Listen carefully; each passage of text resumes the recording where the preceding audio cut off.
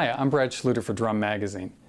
In this video excerpt from my article Stick Twisters that was published in the October 2015 issue of Drum Magazine, we're going to be working on this section called Triplet Torture.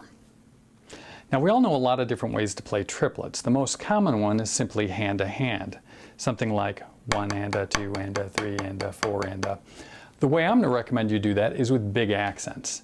So in the issue, if you have a copy of it, you can follow along with the notation. The first example is number 11. And in number 11, we just basically play hand-to-hand triplets, but I'm going to recommend you do it with really big accents and really low soft notes. So the idea is more like this. 1 and a, 2 and a, 3 and a, 4 and a, 1 and a, 2 and a, 3 and a, 4 and a, 1. The way you'll do that basically is play the big note and then keep the low notes down. Try not to lift on your low notes. So basically play a big note and hold the low notes down and just drop them. So there's a little bit of, I don't want to say tension, but I am definitely keeping the stick from rebounding after my big note. I'm not letting it fly back up. This is a control stroke, so I'm really trying to control those dynamics and keep it clean. Number 12 is much harder than number 11. What happens in number 12 is we're going to be playing accented triplets, but with double strokes. And this is much harder. It requires a lot more technique and much more stick control, height control in particular. So the first step to doing this is basically learning to count triplets while we play double strokes. So that's going to be something like this. 1 and a, 2 and a, 3 and a, 4 and a, 1 and a, 2 and a, 3 and a, 4 and a, right, right, left, left, right, right, left, left, right, right, left, left, 1 and a, 2 and a, 3 and a, 4 and a, 1. Once you can do that, we're going to try and add the accents to that pattern, and that's going to make it much more challenging. And that's going to be something like this. 1 and a, 2 and a, 3 and a, 4 and a, 1 and a, 2 and a, 3 and a, 4 and a, right, right, left, left, right, right, left, left, right, right, left, left, right, right, left, left, right, right, left, left, right, right, left, left, 1 and a, 2 and a, 3 and a, 4 and a, 1. The benefit and the challenge of this pattern all relies on the fact that you have to play double strokes, both going from a high height to a low height, and also a low height to a high height. This is very challenging, but great drummers like Jeff Porcaro, who played in Toto, the late great Jeff Porcaro, when he played the song Rosanna, a lot of drummers, from my generation would look at that beat and say, oh, that was a really challenging pattern. And it was, because he would play an accent on the snare drum in this halftime shuffle and then drop to a low note immediately after, like a ghost note. Working on something like this is a great way to learn how to do that sort of skill and develop that sort of ability, and with both hands all at once, because you're doing it both with the right hand and also with the left hand alternately. Next up is number 13, and this one is harder than it may look like, because you go from a triplet rhythm to 2 straight eighth notes, back and forth. So we're only doing 1 triplet of 3 notes, 2 straight eighth notes, creating 5-note grouping. And we're going to be playing this hand to hand. So in the first half of the bar, it's going to go right, left, right. And in the second half of the bar, it's going to go left, right, left.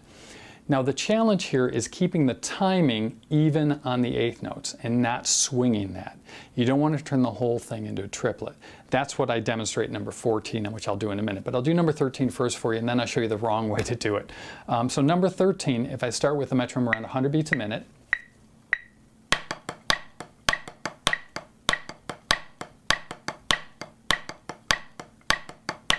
1 and a, 2 and 3 and a, 4 and 1 and a, 2 and 3 and a, 4 and 1. That may not seem that hard, but I've seen a lot of students attempt that, and they end up playing what's in number 14, or some cross between number 13 and number 14, which is they kind of swing the whole thing. And that would sound something like this. 1 and a, 2, a 3 and a, 4, a 1 and a, 2, a 3 and a, 4, instead of 1 and a, 2 and 3 and a, 4 and 1 and a, 2 and 3 and a, 4 and 1 and a, 2 and 3 and a, 4 and 1.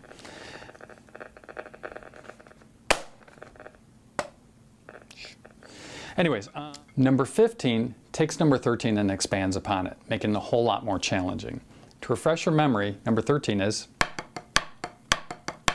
1 and a, 2 and 3 and a, 4 and.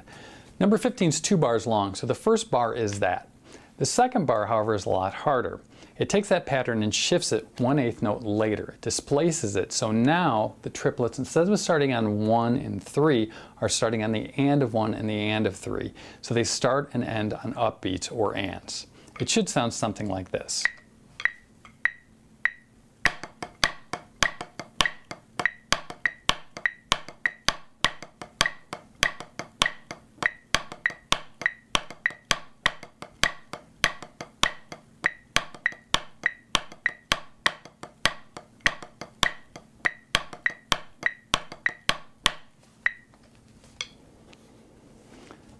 Next up is number 16.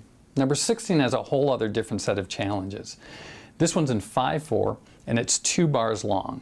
And we'll be playing hand-to-hand triplets. 1 into 2 into 3 into 4 into 5 into 1 into 2 into 3 into 4 into 5 into 1. And what we're going to do is we're going to accent every 5th triplet, note of the triplets. And what this will do is it'll create a pattern where the accents are falling like this. 1 into 2 into 3 into 4 into 5 into 1 into 2 into 3 into 4 into 5 into 1. And when you play that against a metronome, what that does, it creates a 3/5 polyrhythm. So let's try this with a metronome. 4, 5, 1 into 2 into 3 into 4 into 5 into 1 into 2 into 3 into 4 into 5 into 1 into 2. So I recommend also, when you get used to these, sort of tapping your foot along with it. Kind of hard to talk and do that at the same time. So again, if you can learn to tap your foot at the same time, you get a feel for it and sort of internalize the way the pattern feels. That 1, 2, 3, 4, and 5, 1, 2, and 3, and 4, and 5, and 1. Okay, so again with a metronome. 1 and 2 and 3 and 4 and 5 and 1 and 2 and 3 and 4 and 5 and 1. Next up is number 17. Number 17 is a whole lot of fun if you're a masochist. It's actually pretty hard. We'll be playing in 3/4 and we'll be dividing each beat into 5 parts, creating 16th note quintuplets. We'll be doing this with a check pattern. It's not written that way in the magazine, but it'll certainly make it a lot easier if you're trying to play along, rather than just jump into it. And so a check pattern is really just a way to kind of set your timing, get that kind of going, get used to the quintuplets. Then we're going to go to number 17, which I'll describe in just a moment. But here's the check pattern first. So we have 3 pulses, 1, 2, 3, 1, 2, 3, 4, 5, 1, 2, 3, 4, 5, 1, 2, 3, 4, 5, 1, 2, 3, 4, 5, 1, 2, 3, 4, 5, 1, 2, 3, 4, 5, 1, 2, 3, 4, 5, 1, 2, 3, 4, 5, 1, 2, 3, 4, 5, 1, 2, 3, 4, 5, 1, 2, 3, 4, 5, 1, 2, 3, 4, 5, 1. So that's the basic pattern we're going to start with. Then it gets harder. Next up, what we're going to do is we're going to do the check pattern twice, and then we're going to be doing the pattern as it's shown in number 17. Now the pattern number 17 is a lot harder. It's actually, you're going to be playing quintuplets. You'll be accenting every 3rd note of those quintuplets on top of that click of 3. So basically what you're going to be doing is you'll be playing 5 accents over the 3 clicks, creating sort of a 5/3 polyrhythm. And since it's a 5-note accent pattern, it shifts lead hand in each bar, making it additionally difficult. It should sound something like this, hopefully. Let's give it a try. 1, 2, 3.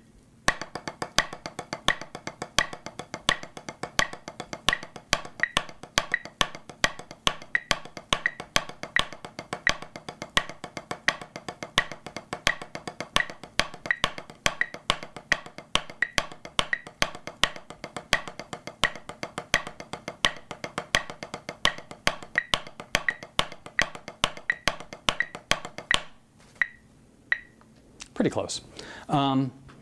So things like that are always kind of, I guess the way I describe it is this. Imagine you're trying to ride your bike on a straight line. What you sort of do is you find yourself sort of counter steering a little bit as you go along.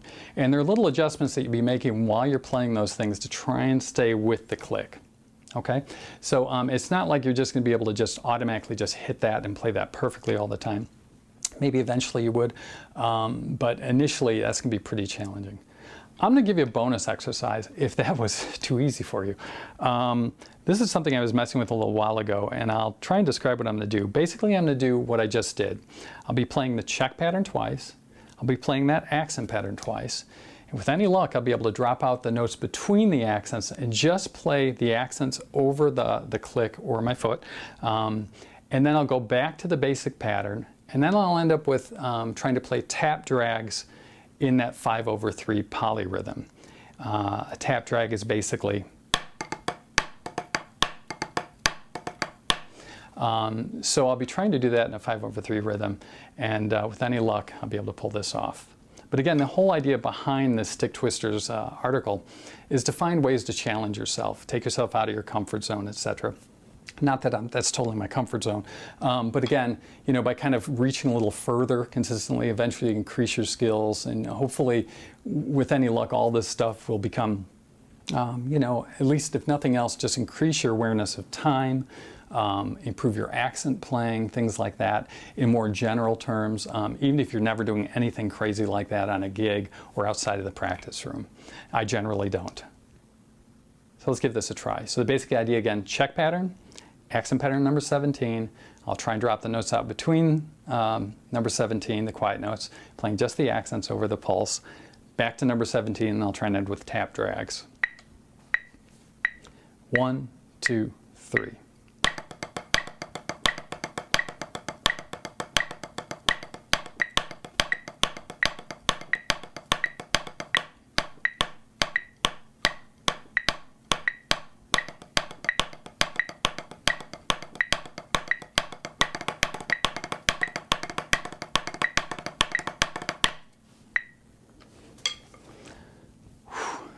Okay, like I said, you know, with a lot of these exercises, you may not ever use them outside the practice room, but there are a lot of secondary benefits to get out of them. I hope you found this fun, interesting, and challenging. I'm pretty sure you found it challenging, and I really appreciate you watching. I'll see you in the next video.